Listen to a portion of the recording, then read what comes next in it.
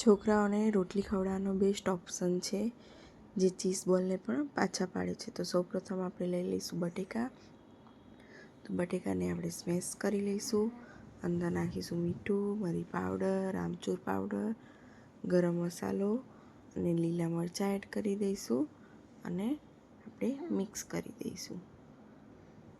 તો આ બોલ તમે ચીઝ બોલને પણ ભૂલાવી દે એવા સરસ મજાના બને છે. તો હવે ધાણા નાખીને આપણે મિક્સ કરી દઈશું. નાના નાના બોલ્સ બનાવી દઈશું આપણે એને. તો જોઈ શકો છો આ રીતે આપણે બોલ્સ બનાવવાના છે અને રોટલી પડી હોય એને આવી રીતે આપણે કટ કરી લેવાની છે.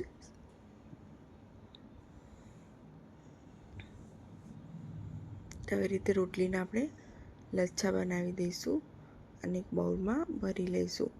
ત્યાં સુધી આપણે સ્લરી એડ કરશું. તો મેંદાની અંદર પાણી એડ કરીને સ્લરી એડ કરી દીધી છે.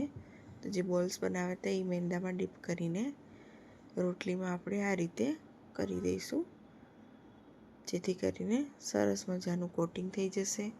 તો રેડી છે. હવે આપણે એને મીડિયમ ટુ હાઈ ફ્લેમ ઉપર તળી દઈશું. તો રેડી છે આપણે વધેલી રોટલીના બોલ્સ, જે તમે હવે બટર પેપરમાં ભરીને આપી શકો છો.